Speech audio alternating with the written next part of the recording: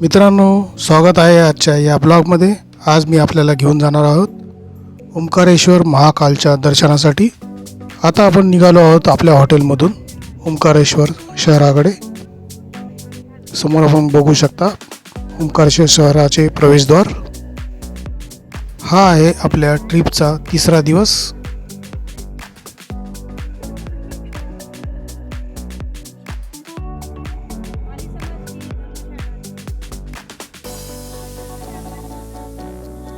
आता आपण पोहोचलो आहोत पार्किंग व्यवस्थेजवळ।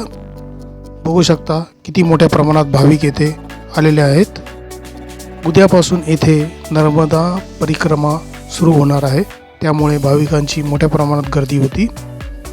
तर चला इथून सुरू करू आपल्या दर्शनासाठी।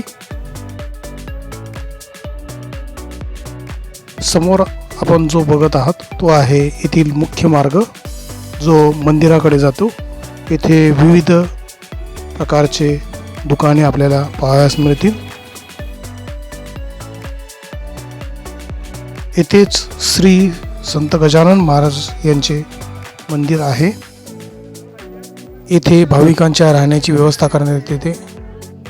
येथे जवळपास 75 रूम आहेत, तसेच डॉर्मेटरी व मोठे 2 हॉल आहेत। आता आपण जो बघत आहात तो आहे ओंकारेश्वर मंदिराकडे जाण्याचा रस्ता। येथे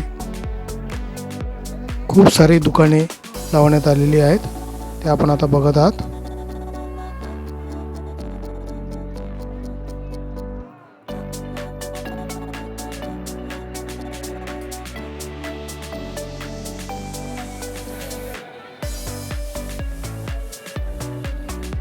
ओंकारेश्वर मंदिराकडे जाण्यासाठी आपण नवीन पुलाचा वापर करणार आहोत।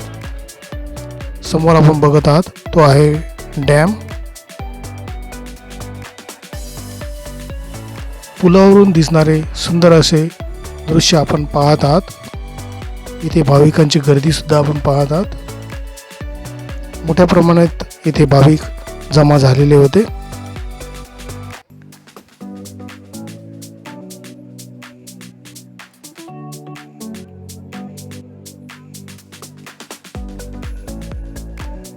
समोर आपण जे बघत आहात ते आहेत मुख्य मंदिर। तिथपर्यंत आपल्याला जायचे आहे। येथे नर्मदा नदीमध्ये बोटिंग सुद्धा चालते, त्याचा सुद्धा आपण आनंद घेऊ शकता। समोर आपण बघत आहात ते आहे नर्मदेचे पात्र। नर्मदेच्या पात्रावर भाविक पूजा करताना दिसत आहेत आपल्याला।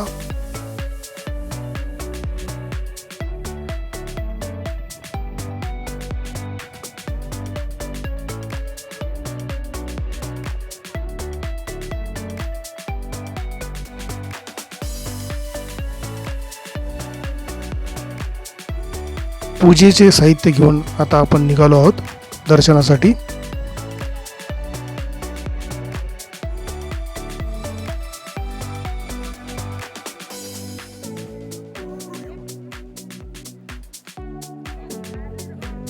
दर्शनासाठी बनवलेल्या रांगेच्या वरती आपल्याला अशा प्रकारे बकऱ्या पाहण्यास मिळतील।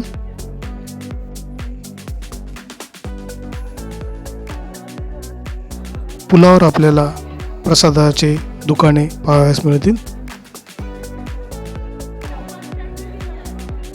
पुलावरून आलेले भाविक आपण बघू शकतात।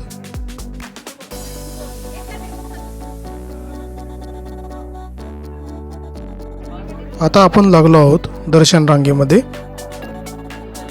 येथील गर्दी आपण बघत आहात। इथून घेतलेले पुलाचे दृश्य।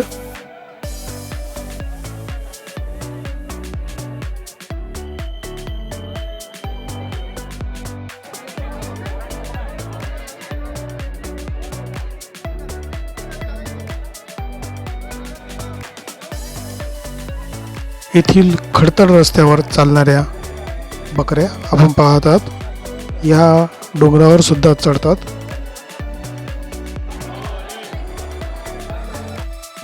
दर्शनासाठी असलेली गर्दी आपण पाहत आहात.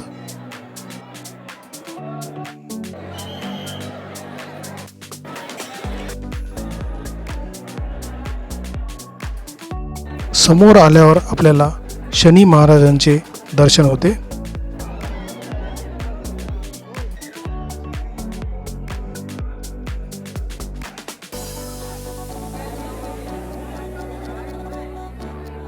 दर्शनासाठी गर्दी जास्त असल्यामुळे आम्हाला जवळपास 2 ते 2.5 तास वेळ लागला. दर्शनासाठी 2 दरवाजे आहेत. हा एक दरवाजा आहे व आम्ही दुसऱ्या रांगेत असल्यामुळे आम्हाला समोरच्या दरवाज्यातून जावे लागले.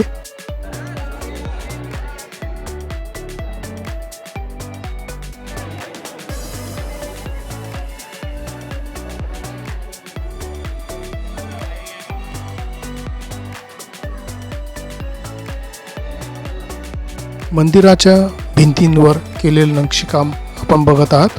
सुंदर असे नक्षीकाम येथे आपल्याला पाहावयास मिळते.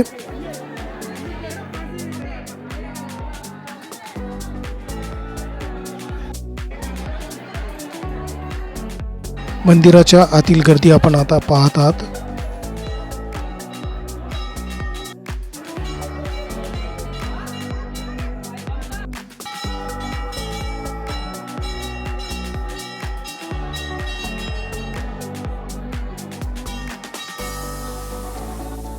मंदिरात असलेल्या नंदीचे आपण दर्शन घेत आहात. तसेच मंदिरातील भव्य असे पिलर आपण पाहत आहात. मंदिराच्या समोरील भागातून असलेला प्रवेशद्वार आपण पाहत आहात. येथे असलेली गर्दी.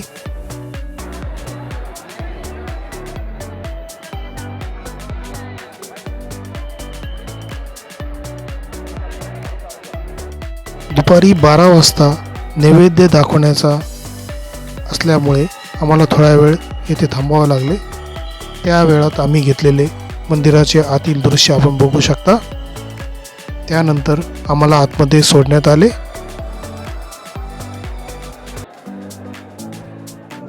येथे कॅमेरा बंदी असली तरी आम्ही आमच्या मोबाईलमध्ये येथील चित्रीकरण केले, ते आपण बघू शकता. प्रत्यक्ष आपल्याला दर्शन घडविण्यात आम्हाला आनंदच मिळतो. दर्शन घेऊन आता आपण बाहेर निघत आहोत.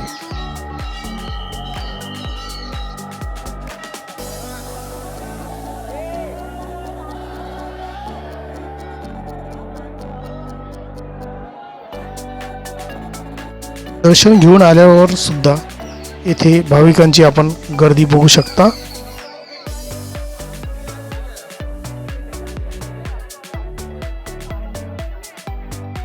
येथून आपण झुलता पूल पाहू शकता.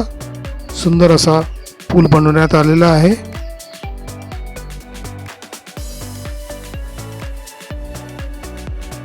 दर्शन घेऊन आता आपण पुन्हा पुलावर आलो आहोत. येथील दृश्य आपण बघत आहात. आता आपण चाललो आहोत ममलेश्वर मंदिराकडे तसेच गोमुख घाटाकडे. वाटेत आपल्याला अशा प्रकारचे विविध दुकाने पाहावयास मिळतील. येथे आपण बार्गेनिंग करून वस्तू खरेदी करू शकता.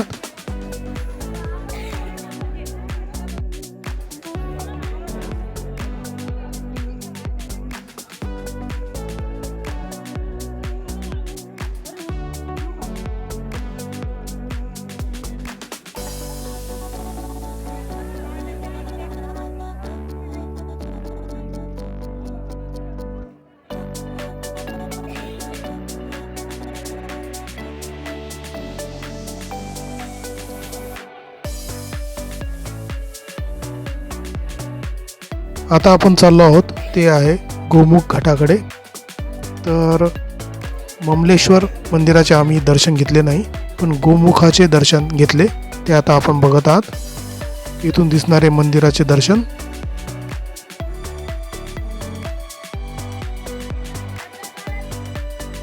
आता आपण पोहोचलो आहोत गोमुख घाटाजवळ. येथे भाविकांची गर्दी आपण बघू शकता. इथूनच समोर आपल्याला दिसत आहे ते महाकालचे मंदिर, तसेच सस्पेन्शन ब्रिज.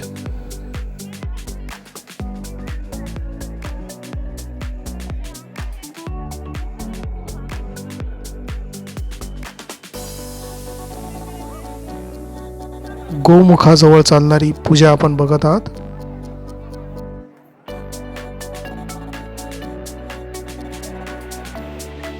येथील पाण्यात आपल्याला मासे पाहावयास मिळतात. ते आपल्या पायाजवळ येतात.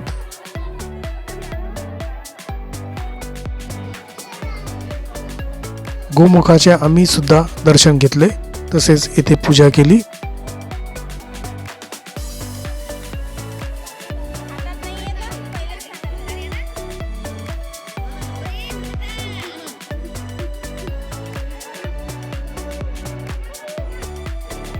नर्मदा नदीवरून दिसणारे महाकालचे दृश्य आपण पाहत आहात.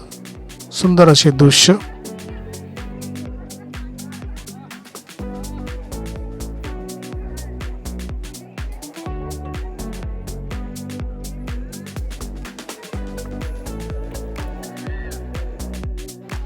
येथे परंपरानुसार केली जाणारी पूजा आपण आता बघत आहात.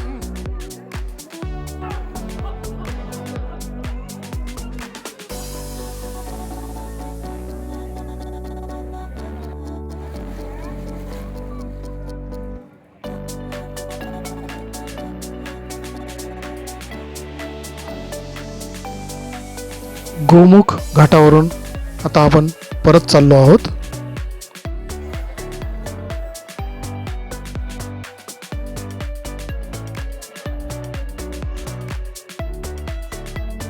येथे आपल्याला लाकडाचे खेळणे सुद्धा पाहायला मिळतील.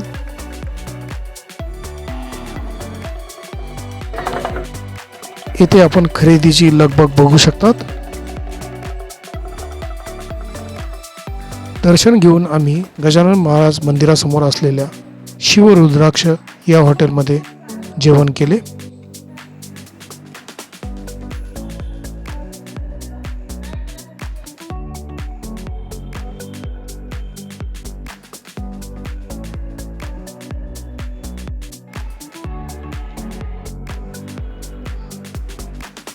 जेवण करून आम्ही आता श्री संत गजानन महाराज यांच्या मंदिरात दर्शनासाठी चाललो आहोत. सुंदर असं प्रवेशद्वार आपण बघत आहात. आतमध्ये प्रवेश केल्यानंतर आपल्याला शेगावमध्ये असलेली स्वच्छता येथे सुद्धा पाहायला मिळते. नर्मदा परिक्रमा असल्यामुळे येथील सर्व रूम्स बुक झालेल्या असल्यामुळे आम्ही शहराच्या बाहेर रूम बुक केलेली होती. आता आपण चाललो आहोत मंदिराच्या आतमध्ये. समोर आपण बघत आहात ते आहेत भक्त निवास.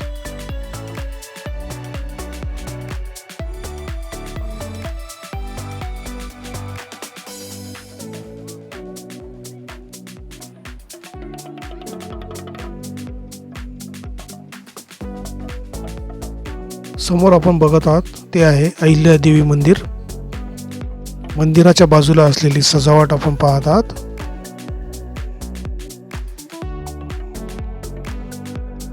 भाविकांना राहण्यासाठी असलेले 2 हॉल आपण येथे पाहत आहात.